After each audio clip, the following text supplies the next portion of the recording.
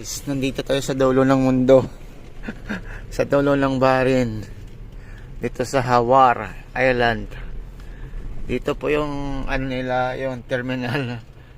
Sakay kayo ng boat papuntang island dito. Yan.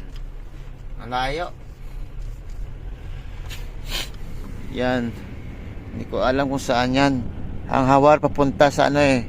Malapit na sa ano, malapit na sa Qatar. Ito, tingnan nyo. Yan. Marami mga yate dito. Puntang Kawarto, Hawar. Diyan, Durat na dyan, Durat. Yan, Durat na dyan, Durat.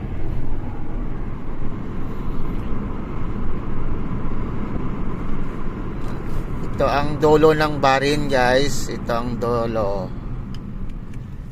Last na to na island. Tapos ang makita mo puro dagat na at saka Qatar. Yung makita dito Qatar lang. Ito mga bahay ng mga ano, mga security dito. Ay. Empty ang daan, guys, empty. Yan.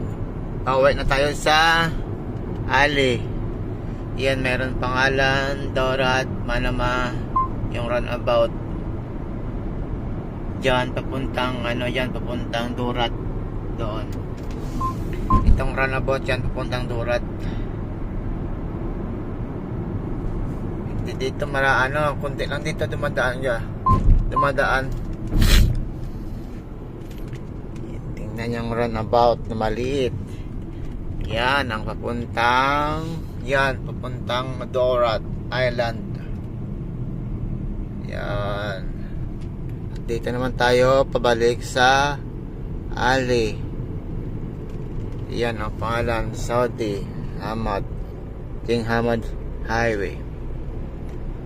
Yan, balik na tayo. Walang dumadaan. Empty. Ito yung deserto nila dito. Malawak ito. Puro bato. Sana ganito sa atin, no? Sa Pinas, no? Yung di kurakot ang gobyerno ba? Tingnan nyo, ang ganda ng daan. Tapos yung mga pusi, dikit-dikit. Kahit saan ka magpunta dito sa mga kanto, may ilaw. Dapat ganun din sa atin. Kaso wala talagang kwenta. Nakakalungkot lang. Tingnan nyo ang ilaw sa kabila, tapos sa gitna pa. Itong maganda, di ba?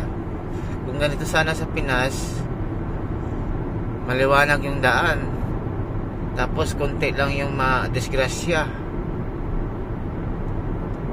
Tingnan nyo, ang ganda. Yan, ganda ng mga ilaw, ang dami, diba? Okay, Bapo, hanggang dito na lang.